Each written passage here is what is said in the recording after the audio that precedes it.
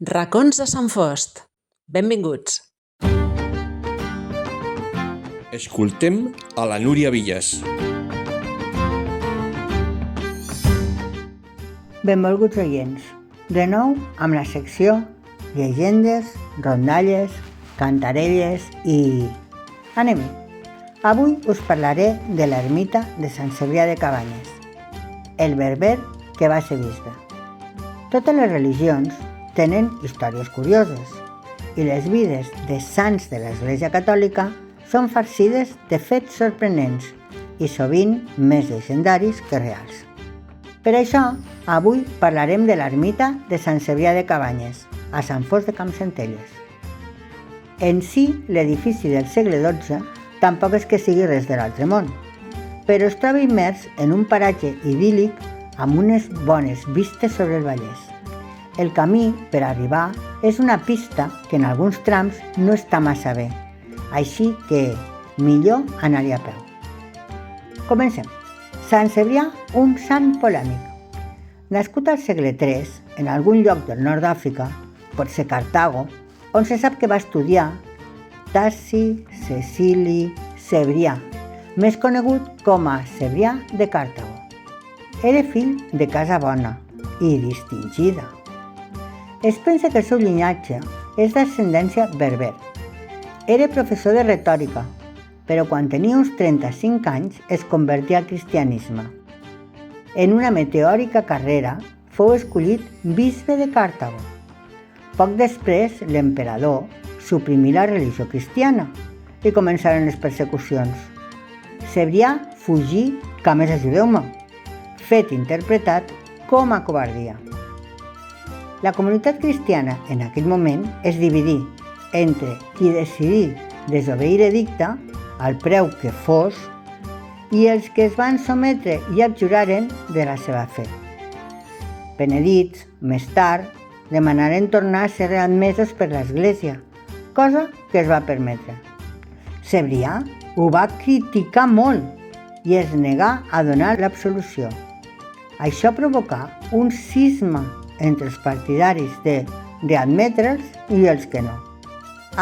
Però heus ací que després de la mort de l'emperador, el bisbe tornà a casa, reafirmant la seva rigorositat. Aquesta no va ser l'única polèmica a la qual s'enfrontà Cebrià, però ho deixarem aquí. Un nou emperador, al tron, promulgà un altre edicte, condenant el cristianisme. Resumint, apressaren el bisbe i li tallaren el cap. Cebrià és autor de diverses epístoles i tractats pastorals, tot i que no es consideren molt originals ni profunds. El culte a Sant Cebrià arribà a Catalunya, probablement cap al segle IV, després d'altres sants d'origen africà, com Feliu o Cugat. Però parlem del retaule retrobat. El retaule de Sant Cebrià de Cabanyes, originari de Sant Fost de Campsentelles, actualment es conserva a la Reserva del Manac, provinent d'una col·lecció privada. Aquest retaule presenta Sant Cebrià bisbe, al mig, amb 4 escenes de la vida i martiri del sant cartaginès. Al centre de la predel·la hi ha Crist i als costats hi ha Sant Miquel, Sant Sebastià, Sant Antoni Abat, tots ells identificables pels atributs que els acompanyen, i una santa, amb la palma del martiri, fins ara ella sense nom. Sant Miquel, Sant Sebastià i Sant Antoni Abat tenen una llarga tradició de culte i protecció a Catalunya. La quarta figura, en canvi, posa dubtes. La proposta que fa Barratxina d'identificar-la com a Santa Caterina pel llibre que porta no ens sembla gens probable. No pot ser Caterina d'Alexandria, perquè tindria com a atribut característic la roda del turment. Si porta un llibre, hauria de ser Caterina de Siena, que visqué al segle XIII i que no era màrtir. No hi ha cap noia ni cap dona casada màrtir relacionada amb el bisbe de Cartago. En canvi, Santa Justina sempre va acompanyada, en la tradició, del màrtir cebrià i gaudia d'una certa popularitat en la tradició catalana des del segle XI. Probablement devia d'haver-hi una llegenda negra, almenys oral, i fins i tot en els relats més inequívocament referits al cartaginès, com veiem en alguns gots. Proposem, doncs, que la figura femenina de la dreta de la predel·la sigui la màrtir Justina, és a dir, Santa Justina de Pàdua, la qual és convencionalment representada amb la palma del martiri i un llibre. Si les històries del passat us semblen interessants, les del present tampoc tenen desperdici.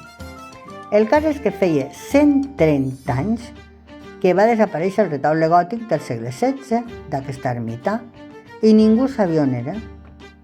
En realitat, l'obra havia estat adquirida per un particular a principis del segle XX i més tard venuda a l'Ajuntament de Barcelona. Finalment el retaule va anar a parar als magatzems del Mnac de Barcelona, essent erròniament catalogat. En aparèixer nova documentació, un especialista en art medieval començà a lligar caps i en determinar la seva procedència. Veieu com hi ha històries que sí que acaben bé? Però tornem-hi. De mag a bisbe.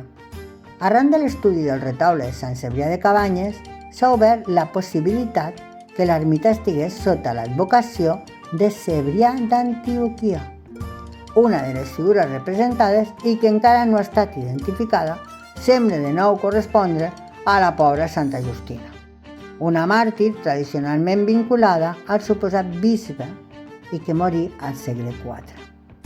La confusa llegenda, recollida en textos apòcrifs, és a dir, poc fiables, explica que, des de jovenet, Cebrià s'inicià en la màgia, estudiant diverses religions que, entre altres, veneraven Mitra i Isis.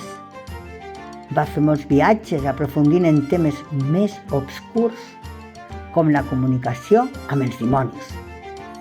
Quan tenia 30 anys, retornà a Antioquia, on es creu que havia nascut i on esdevingué un rellevant bruixot. Ell es retirà a una cova on feia rituals i sacrificis i escriví diversos tractats. La llegenda afegeix que un dia un jove li demanà que li concedís l'amor de Justina, una jove cristiana molt maca. Però, quan Cebrià conegué la noia, queda abrandat d'ella i intenta aconseguir el seu amor a base d'encanteris que no van funcionar. Llucifer, en persona, li digué que era perquè la noia era cristiana. En saber la causa del seu fracàs, Cebrià es convertí a la nova fe. Aviat arribà a sacerdot i finalment a bisbe d'Antioquia, predicant el cristianisme, fins que per ordre de l'emperador fou arrestat juntament amb Justina i després de diversos turments foren decapitats. El culte aparegué cap al segle XIII, fins al 1969, quan, per manca d'evidència històrica, fou retirat del calendari litúrgic. Pobre Sant Cebrià. Ens expliquen algunes coses, poques, d'aquesta edificació romànica i que fou parròquia del terme de Cabanyes. A 30 minuts més o menys de la plaça de la Vila de Sant Fos tenim aquesta ermita de Sant Cebrià de Cabanyes. Cal agafar solament el camí de l'Església Vella i seguir les indicacions. Aquesta església va ser cremada després de la guerra. Es va construir una església nova en un lloc molt més cèntric, la que tenim ara al poble. La parròquia original de Sant Cebrià de Cabanyes fou reconstruïda entre 1971 i el 1984. Durant la guerra, se n'havien fet servir pedres de les seves parets per construir un mur de l'Ajuntament. L'antiga parròquia romànica de Sant Cebrià de Cabanyes i el castell del municipi de Sant Fos ha estat parcialment restaurada. El frontal de l'altar, obra de fusta del segle XIII, es conserva al Museu Episcopal de Vic. Consagrada al 1192, fou parròquia independent fins al 1504, que fou agregada a la de Sant Fos, a causa de l'escassa feligresia. Com podeu observar, no hi queda res. El frontal a Vic, el retorn a Barcelona. Per acabar, ja que hi sou, us recomano fer una distreta caminada de només 4 quilòmetres pels voltants de l'ermita. Passareu entre densos boscos i també gaudireu de magnífiques panoràmiques del Vallès, mentre recordareu la història d'aquesta petita ermita i del seu bisbe mag i de Santa Justina. Ho deixa a la imaginació de cadascú de vosaltres, la seva relació. Tota aquesta informació l'he extreta de l'Antoni Mora Vergés, de Montserrat Camps i de les seves investigacions i estudis, així com d'en Joan Amades en la seva obra El costumari català. Espero us hagi agradat. Sigueu feliços. Fins la propera!